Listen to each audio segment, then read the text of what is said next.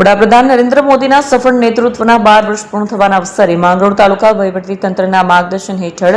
બંદર ખાતે નિર્માણ પામેલ નવી જેટી ખાતે પ્રગતિ પથ યાત્રાનું આયોજન કરવામાં આવ્યું,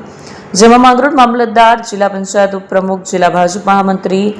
શહેર તાલુકા ભાજપ આગેવાનો, જિલ્લા તાલુકા પંચાયત આગેવાનો, ખારવા સમાજના અગ્રણીઓ સહિત અધિકારીઓ, પદાધિકારીઓ, સ્કૂલના વિદ્યાર્થીઓ જોડાયા. યાત્રા દરમિયાન કાર્યપાલક ઇજનેર દ્વારા જણાવાયું કે આપણા માટે ખૂબ ગૌરવની વાત છે કે દેશના પ્રધાનમંત્રી નરેન્દ્ર મોદીના સફળ નેતૃત્વમાં સેવા અને સમર્પણને 12 વર્ષ પૂર્ણ થયા છે, જે સંદર્ભે તંત્ર દ્વારા વિકાસ પથયાત્રા યોજાય છે. માનનીય વડાપ્રધાન શ્રી નરેન્દ્રભાઈ મોદીના કાર્યકાળને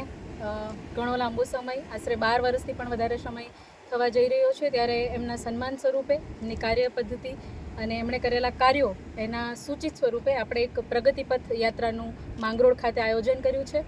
આજરોજ તાલુકા પંચાયતના પ્રમુખ, જિલ્લા પંચાયતના ઉપપ્રમુખ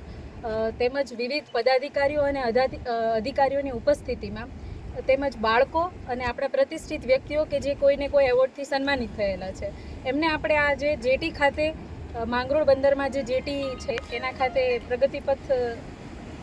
યાત્રા અંતર્ગત ચાલીને આપણે આવ્યા છે સૂચક સ્વરૂપે. આ જેટીનું કામ આશરે 2016માં માનનીય રાષ્ટ્રપતિ શ્રીના હાથે આનું ખાતમુહૂર્ત કરવામાં આવ્યું હતું. આશરે 10 વર્ષ જેટલા સમયમાં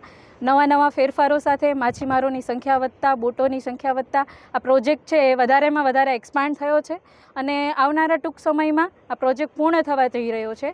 જેના સફળતા સ્વરૂપે આટલા વિશાળ પ્રોજેક્ટ સ્વરૂપે આજે માંગરોળના નગરજનો, પદાધિકારીઓ અને અધિકારીઓ આજે પ્રગતિપથ યાત્રા અંતર્ગત અહીંયા અમે મુલાકાત લેવા આવ્યા છે અને